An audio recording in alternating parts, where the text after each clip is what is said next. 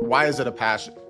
As we became more woke, it became less and less desirable to invest in the defense sector, and it absolutely was neglected. So I am passionate about seeing this sector well served with private capital, with government capital, and in capital markets. For those that don't want to sacrifice security for convenience and modern comforts, where does that leave the individual citizen? All these threats are new. If you'd said 10 years ago to the British military, the American military, the German military, what's your biggest threat? It would have been the Chinese threat physically, it would have been the Russian threat physically. This is a whole new level of threat, and the West has been quick to react, but it hasn't been quick to dissipate to its populace some of the cutting edge technology which can really aid the fight. Let's get the conversation on the blogs, on the internet. Let's get people talking about defense being fashionable, because without it, we have nothing. Good morning. My name is Mike Arnold. I'm here with the Born Defense podcast. Today we are featuring Richard Craven, our CEO, who's based out of the United Kingdom. He's got an experienced track record in finance and in the defense space. So thank you for joining us today, Richard. Thank you for having me, Mike. Good to see you. Yeah, good to see you. Well, what I wanted to cover first is just get folks introduced to you, kind of go through your background, how you entered the defense space and your experience there, particularly in the foreign governments and working here in the United States as well. My original career was in investment banking and the investment world, and that grew to considerable scale, and with that came projects that were affiliated maybe 20 years ago in the defense field, and it really did broaden out from there. So my primary experience, if you like, is both what I'm doing currently, which I'll touch on a little, and what I've been doing for the previous 5, 6, 7 years, in fact, where I established in the United States a operational subsidiary for a foreign government which was overseeing procurement of military hardware from the US government. So it gave me a huge amount of experience around ITAR and the EAR and all of the perfectly correct controls that exist within our world. And we successfully entered into joint development projects. We did significant investments into aviation projects in the US, in the UK. So it is a passion of mine, and it is a timely passion because we in the West, sadly, have become a little bloated and neglectful of our defence, certainly our defence supply lines and supply chain. And you will see huge amounts of money moving into this market, both from government and from the private sector. And I'm very excited to be a part of that with the Born Defense team. Well, we appreciate you joining the cause here. And I want to cover the vision of Born Defense and what you're wanting to see us do moving forward, which particular sectors. But just to touch back onto your comments about a passion of yours, why don't you tell me a little bit more about that? Why is it a passion? Because defence was, certainly in the investment world and still currently in the banking world, I'll touch on this in a little bit as well, something of a pariah. It became, as we became more woke, it became less and less desirable to invest in the defence sector. And I was a massive advocate for continual development. If we weaken our ability to respond and deter, that is the primary role of any government in the world, is to protect its people, protect its borders, and it absolutely was neglected. So I am passionate about seeing this sector well served with private capital, with government capital, and in capital markets. That is my passion. We have neglected it, Mike. There's no question at all. We're over-reliant, not on our enemies, but certainly those that would do us harm for key components within military devices. We have lost sight of the fact that whilst things like food security are very important and energy security are very important, whilst I get very warm feeling in my stomach to know that I will still get turnips in the event of a war, I get really upset when I hear the artillery's run out of powder for their shells, and that these are real-time occurrences. There is a drought of capital historically, certainly over the last 10 years, for the defence sector, and that is going to be very aggressively corrected at every level, governmental, private, and corporate finance. Yeah, when you mention sort of the effects of woke, so that seems to be almost a civilization level threat when you can trick a populace into not paying attention to the things that governments traditionally have had the duty to follow up on. Yeah, Uh, absolutely. so, as far as the duties of governments to fund that, how does the private sector fit into maintaining those civilization level protections? Well, in the private sector, I focus largely currently on banking. I think banking continues to completely isolate the defence sector.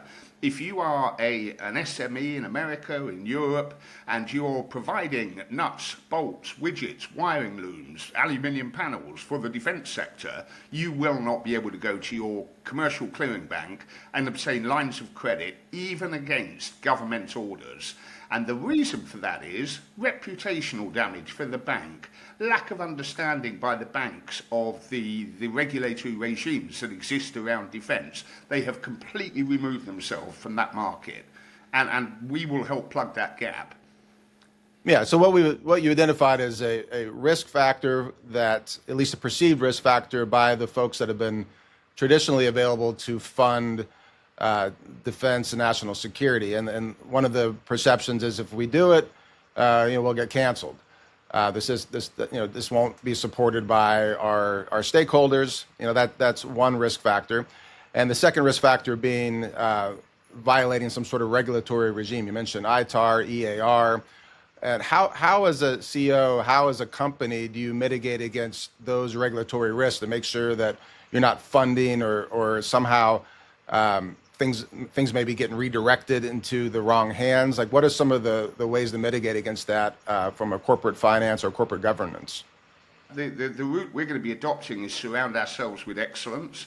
So you will see in due course a series of special board advisors who will be engaged with Bourne Defence, overseeing within their sector expertise every nut, every bolt, every widget, every document that leaves this company. And adherence to ITAR, adherence to BAFA in Germany, and all of the regulatory bodies is key to what we do. Without that, you have no trust. And if you have no trust, you cannot be in the defense space. Well, I think that leads us to a good time to talk about the experienced team that you've helped put together, from compliance to network and introductions to corporate finance and just the basic of vetting of deals. Can you explain how the team fits into the vision and who is on that team? Yeah, I mean, we've got some really key players. We've got gentlemen who would not be known widely outside the defence space, General Counsel Christopher Ott. Within his law firm, there is a swathe of expertise covering DARPA, covering NASA, covering the EAR and ITAR experts, some of the foremost experts in North America, in my opinion. They will have a huge suite of expertise which they bring to the table. And outside of that, in my years in business, I am very well connected both in North America and in Europe with specialists in the field. So what does a defense company really want to invest in? You would normally think guns, missiles, aircraft. Very true. All of those are extremely important. Powder is extremely important. But also think cyber. Think cyber attacks. We are at a proxy war stage with several nation states. I deal with critical infrastructure in America regularly. To see hospitals getting 5 million hostile hacking attempts in 1 month is perfectly normal and is accepted as business as normal. Having airports being shut down, we've seen it with Newark, we've seen it with other European airports, by attack. It is attack. It is not an enemy, it is a threat. There's a distinction. If it was an enemy, we'd be at war. These states pose a threat, and defense covers threat and aggression.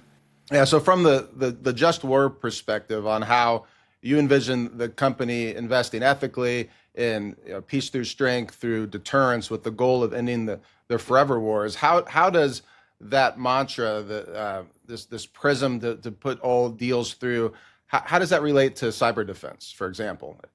It does, because cyber attacks are an attack on the fabric which gives us our way of life. It's an attack on everything we believe in. The availability of healthcare for our populace, the operation successfully of passport control and TSA at airports. Everything we hold dear stands to be attacked. But what we're primarily doing within the cyber world is creating greater defences and greater blocking mechanisms to deter the threat from pursuing that course of action because we become impenetrable. And there are several layers of that. There is as much dangerous intelligence in the handheld phone of a Washington, D.C. lawyer who is flying to another nation, lands, and his phone is compromised. The data within there is valuable, and it will be taken by hostile states. So a lot of what I'm wanting to do is to commoditize safely some of the outputs from the defense sector. So where the Army has been able to communicate for many years in a fully encrypted manner through bonded technology, how can we make that safe to bring into the general populace so that not just the borders, not just our armed forces, but our people are protected from threat as well. And by virtue of protecting the people, we protect the borders because the people hold information. So there's a great skill, and DARPA in North America is by far the best at it in the world, of developing military technology which then does good for the populace as a whole.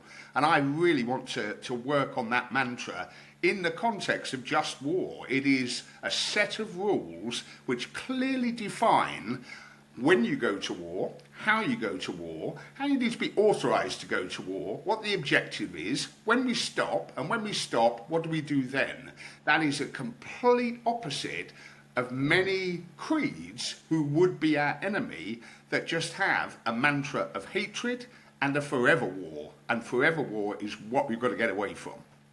Yeah, so I mean, you've as a goal of a nation state for just statecraft, you've got to put the interest of your populace first. You have to defend them. Like, Yes, and one of the best one of the best ways to defend is by creating or signaling to potential enemies that you shouldn't be messed with. That'd be just war through deterrence. And then the time you choose to go to war and what targets are part of that analysis. And when you just look at the cyber war in general, that is often an unjust war because they're attacking infrastructure, they're attacking, essentially firebombing Dresden or Tokyo, but through attacking hospitals and essential infrastructure, trying to get them offline. I mean, imagine a power outage at a hospital with no backup generator because the backup generator didn't click on because it was not mechanically based; it was on some sort of computer algorithm that clicked it on, and all of a sudden the oxygen tanks aren't pumping. So I mean, that's a direct attack against the innocents. Anytime you're going after infrastructure. So when I think about cyber defense, I always harken back to the Second Amendment here in America, that it was originally designed to at least make sure the populace can stand up against tyranny. You need to at least be as well armed as a potential threat from a tyrant. And I look at the same thing from cyber defense. If only our corporate overlords and our ruling elite class in the government have privacy, where does that leave the individual citizen? Like when we were deterring Japan during World War II from invading, they were worried about a gun hidden behind every blade of grass. Yep. And if we're saying that our privacy, our information is something that can be weaponized, we're not hiding it behind anything. We're just putting it out there in social media. We're putting it out there with our phones potentially being hacked, and maybe as a society we are wanting to sacrifice our security. But for those that don't want to sacrifice security for convenience and modern comforts, you're thinking that dual use technology can, of course, be monetized for the purposes of helping a company that's investing in those sectors, but also to help bolster homeland security. Absolutely. Do good by doing well. That's the mantra. But remember another thing, Mike. All these threats are new. If you'd said 10 years ago to the British military, the American military, the German military, what's your biggest threat? It would have been the Chinese threat physically, it would have been the Russian threat physically. This is a whole new level of threat. And the West has been quick to react, but it hasn't been quick to dissipate to its populace some of the cutting edge technology which can really aid the fight. So I kind of liken it to the pandemic. We're in completely new and uncharted territory here.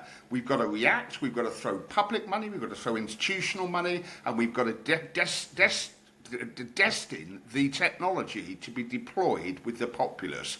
And go back to the point you stressed and I stressed at the beginning, a government's first job is to protect its populace and its border. And we've never failed in that regard, but we've really been a bit bloated and a little bit neglectful of our monetizing of IP from our incredible academic institutions. There are filing cabinets full of huge innovations, and we will be taking IP from major universities across the world, and we will build that which has been invented. It's been neglected for many years because it's appended to defence. Now defence is firmly in the public eye. We're seeing huge hacking attacks. We're seeing massive escalation in certainly Eastern Europe with Russian aggression. We have to bolster our position. So for shareholder value generation, for protection of the populace, for my own moral beliefs about the fact that we should be protecting at all costs our borders, our beliefs and our people, I think the timing for this company launch could not be better. Everything is aligned. No, that's really well said. And when we're talking about national defense, national security, there seems to be a lot of individual sectors there. You've already touched on cyber defense. You've touched on artillery and powder. Can you explain a little more broadly of what other micro sectors are out there in the defense space and in potential dual use technologies or just potential investment targets in general? I'm not saying that as a company we've identified we're not saying there's any particular deals we're moving forward on right now, but what would be your ideal deal in this sector? I like to listen to what central governments in the Western world are doing and saying. As an example, this week there was a huge announcement from DoD in the US that they will be stockpiling rare earth metals. That is a direct response to the control of outputs from China of rare earth metals. There are nanotechnologies which are available today, incredible inventions, inventions that sound as though they're from the Terminator, things like liquid armor, things like single molecule, high conductivity nanoparticles. All of these things are in the defense sector now. Great, let's manufacture them if it's IP. Let's fund them through to IPO if they need to go to capital markets. If they get an order, I had a situation this week, Mike, where an established North American-based business closely involved in frontier defense systems that protect our frontiers, cannot get bank funding for orders from tier ones, from governments, from travel authorities. It's farcical. So we have to react to that. And if the banking world won't react to that, that creates opportunity for us, for our shareholders. And I stand by it wholeheartedly. We're doing good by doing business with these guys. There is a real, tangible financial and moral output from everything we're looking to do. Yeah, when you're talking about that line of potential investment, so you've got a subcontractor, somebody that's making something, they've got an order from a prime, for instance, somebody that's at the end is got a guaranteed contract through a government. The people that print the money are going to be on the other side of this account receivable upstream, and the folks that want to go out there and buy their supplies in order to fulfill this order prior to it getting funded, they're left without being able to go to the bank and collateralize their account receivable because a bank won't do that. Does that sound like the problem that needs to be solved? That's exactly it. And it flows down the food chain. This is what's so crazy. So the reason that Rolls-Royce are having delays delivering engines is that the SMEs that supply into Rolls-Royce, because Rolls-Royce are active in the defence world, they cannot get trade credit. So if they're making metal panels, if they're making the tyres, they cannot get credit. It's crazy. These are government-funded contracts which are there to serve for our safety, and we are, within the banking community, obstructing business as normal. And it is divisive, and in my view, it's discriminatory as well. It's no problem at all if you want to set up a video gaming company and have teenage kids sat in their bedrooms playing for hours achieving nothing, but God forbid you want a machine delivered which will protect our borders. We can't get finance for that today. It is incredibly difficult. We're going to open that up. Yeah, it's almost that it's a part of the system design and not just a glitch. It seems that you can get the financing for mesmerizing the populace to give them the comforts and let them stare at their phones all day. But if you want to go out there and defend the frontiers, defend the borders, defend the people, suddenly there's a block there. Really, it's even broader than that, Mike. If you're associated with companies that make things, so you don't even need to be doing it yourself. You could be making screws and nuts and widgets, and you will still be drawn into that. Who's your biggest customer? Oh, it's BAE. Oh, it's Boeing. Oh, it's Lockheed Martin. You can't get it. You cannot get the credit in the normal commercial markets. And it is all a product of mindset. And the mindset is defence is bad, reputational risk, we don't want to be associated. How dare they put defence in the same bracket as, say, tobacco or I don't know, another wayward trade? This is the most important task government has, and we are neglecting it within our commercial markets. Well, that's an interesting dilemma to have. So we've covered the trade finance part of the situation. So that's the problems with the banking and the funding. What other sort of investment targets would you be considering, for pre-IPO or other sort of financing? In terms of the technologies they're involved in, or in terms of the status of the company?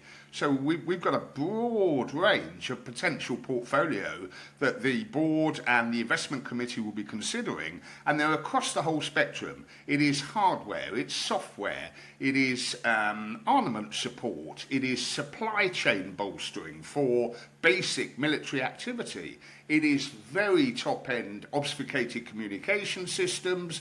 It is the creation of dark networks which can isolate our government installations and our critical infrastructure from the commercial infrastructure so that threats cannot penetrate into what is a dark network as opposed to public internet service. So there's a myriad of sectors, almost too many to choose from, but we're prioritising on two fronts. One, will it deliver shareholder value? That's always the prime role for a director. We've got to make sure we have a reasonable expectation shareholder value will be delivered. And two, does it fit within the company's mantra of adhering to the principles of the Just War Doctrine, but supporting wholeheartedly our allies and our country's defence and security capability? Maybe 50 current active propositions, Mike, across the range. Yeah, that's why I like the idea of a public vehicle rather than a private fund for a lot of these initiatives that you're discussing. Because if you're trying to change the perception of the defense space, if you're trying to show institutions and individuals that this is a reputable industry, you should be willing to open up the kimono and show the shareholders, show the critics that this is what we're doing, why we're doing it, and let them vote with their stock account, let them vote with their money, and ultimately let them voice their concerns in the marketplace of ideas if they think what we're doing is untoward or unacceptable. We want to interface with shareholders. I'm really curious to see how shareholders embrace the company philosophy, because we're being unusually bold about it. We do not want to hide behind a corporate veneer. You will see us on social media, you'll see us in print. We will talk all day, every day about what we want to achieve. That is a stated mantra within the management of this company. It is not an investment fund. It is a platform for investment. It is a company where a combined group of experts can be pulled together in virtually any field of the defence and security space, and we can assess its import to our way of life. How important would this be if it was delivered into our allies, into our home countries? And what is it going to make our shareholders? And I really want to be vocal. I want to be on the front foot. I don't want to be hiding in the corporate shadows. We're going to talk a lot, Mike. We will talk a lot. No, and I like that idea for the investors too, because we had a massive shift in the direction of the United States in the elections last fall, and almost a societal level shift where you've got a sort of ragtag group of a coalition that was put together that had very disparate interests that went to the ballot box, and one perception is they collectively voted that we want to end the neocon forever wars. We want to see America first. And part of that America First mantra would be to support national security and defense rather than just going off and doing something that maybe just supports the military industrial complex. So I'm wondering if the shareholders will get behind a concept like that, if they will be as aggressive in the bull boards and in the chat rooms as they were on social media when they were voting for a president, because there's something that you can do at the ballot box, and voting is very important. Sometimes one vote can make a difference, but it's a coalition of votes.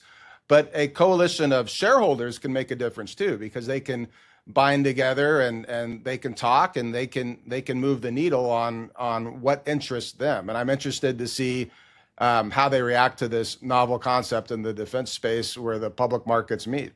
Yeah, well, I saw the repurposing of the existing company from its current line of business into defence in one article reported as being shocking. I think it's shockingly good, because the aim is so valiant, in my view, to deliver shareholder value and deliver security. And it poses another question, Mike, a good point you make. Why Canada? Why are we establishing this in Canada?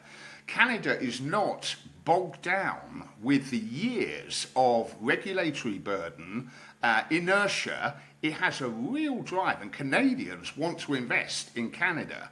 And we'll be investing globally, but we will have a big component within there, which is Canadian. And you've got a highly educated populace. You've got a highly liquid populace. You've got a populace that wants to see Canada become a world force and be able to defend itself.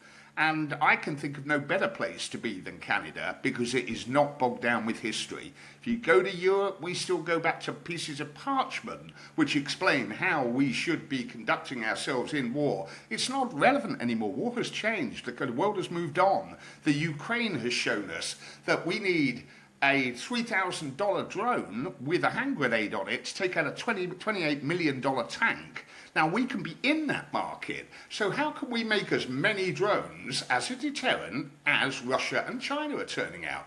I know we'll invest in the infrastructure. The same is true of every commodity within the supply lane, right the way down to the chips we're using. Where do they come from? A lot of those come out of China. Do we want that to be the ongoing model? I don't think so.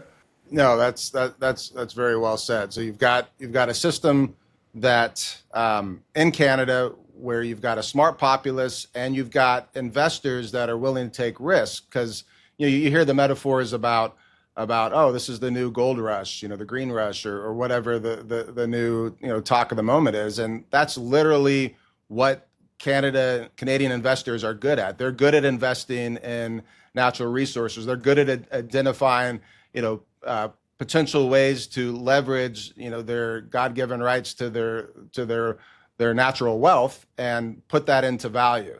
And that's really, the cornerstone of a nation, and quite frankly, what our enemies are interested in. There's ideologies that our potential enemies can hide behind, but at the end of the day, it's about theft. It's about stealing resources. It's about stealing intellectual property. Absolutely. And they're certainly willing to steal our ideas on capitalism, on how to move the needle forward. What we need to do is maybe better market our ideas. And part of the idea of America, part of the idea of Canada and everything that the United Kingdom birthed with its expansion is this idea of justice. I mean, that's what the Magna Carta was about. It was about a handshake between the rulers and the ruled, so to speak, at least on the level of the elite ruling class, and it is, and also what we inherited here in America from that vision in the United Kingdom of justice, and justice is often thrown around with adjectives. There's social justice, there's economic justice, and that's been sort of the the talk of the town. But in actuality, there's just justice. There's what is right, and there's what is fair, and there's what is equitable. And when you're talking about the Canadian side of things, the folks up there, they are interested in not wasting resources, and that be capital, that be their natural resources, or that be just their time in dealing with some of the politics going on up there. And I'm curious to see how that pans out in the capital markets going forward. I'm really excited to I've been appreciating hearing from our investors, our shareholders that have gone onto our chat online, that have sent us emails, that have done phone calls, and I encourage them to go to borndefense.com, ask their questions. If they're in a bullboard or chat room somewhere, hopefully we've got someone on the team monitoring that. So if they have questions, they can post them there. And to the extent that we can answer some of those questions publicly, we will. But just to touch on to the next thing that really comes to my mind, where do you see things in 5 years? Like, I'm not talking the company in general, but I'm talking like what would be the vision of the defense space if things go the way they should and efficiencies are increased? How we're going to be better situated in 5 years than we are now as in the Western in Western civilization. I can tell you for nothing, it will be a better capitalized sector than it has been for the last 5 years. So you will see the Defense and Resilience Bank being established, billions of dollars being deposited in there. You will see companies like Born Defense coming to the market. Born Defense, if it had tried to launch 5 years ago, it would not have taken off as a concept. Defense was completely out of favor. Defense is back in favor. We have neglected the sector. In 5 years' time, the sector will be stronger, but there's no question, Mike, everything is temporary, that's for sure. So we will be in a perpetual cycle of complacency, risk, and then you'll see the capex in the sector go up, and then we'll go back to complacency. I think in 5 years, we will still face systemic threat from both ideologies and nation states, against which we must be able to defend. I firmly believe that. There is some good news on the horizon this week in terms of Middle East activity, not least due to the actions of your president. Everything is temporary. Let's see what the region does. Let's see what happens in China. Let's see what happens when Putin does come out of power, and who's going to go in there. Will it be better? Will it be worse? We've got to keep this sector as it used to be, at the center of our hearts, economically and morally. If we don't have it, our country isn't safe. That's the message. And if we as shareholders in this sector can make money, all the better. Yeah, I would invite people that are, maybe tuning into this podcast to think about what they want for their nation, what they want for just global participation. Like what is our vision? And the vision should be that of peace. The vision should be that of nation states cooperating for the collective good. And as long as that there's regimes that are controlled by thieves of joy, thieves of resources, there's always going to be conflict in the world, and that's just the default state of human nature. So I would invite folks that are interested in hedging against that risk to give us some close consideration, ask us some questions, and reach out for a phone call, and let's see if the collective wisdom of our people and our team here, which isn't just this wonderful team you put together with the experts that you put together with our potential advisors, the board, our legal team, and the network that they have, globally with decision makers in defense and at nation state levels. But it's also the owners of this company, and I hope that we can be a force multiplier of their vision of what they want their civilizations, their birthrights to manifest. And going forward, I'm looking forward to see the good work you can do, Richard. really appreciate the time that you've given us today. I know that you're on the phones and in the Zoom meetings all the time with potential targets, potential people that we can help out or they can help us out. And I want to commend you on the good fight there. But what sort of parting words would you want to leave with our listeners? Our prime role, Mike, is to look after the best interest of our shareholders. And my invitation to our current shareholders and would-be shareholders is join us in what is historically in latter years an unfashionable movement to move our defence industry back to the forefront.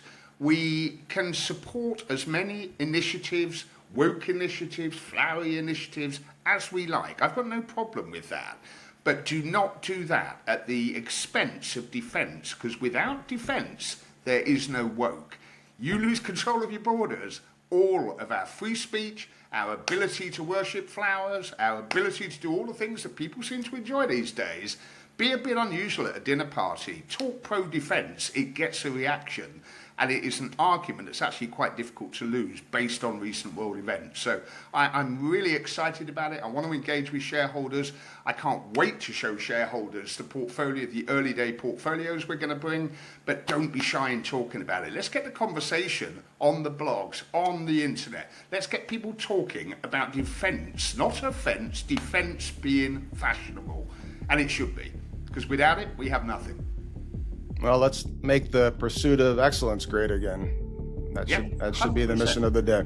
100%. Thank you, Richard. Mike, I'm grateful for your time, Mike. Always lovely to see you. Yeah, good to see you, sir. Take care. Bye-bye.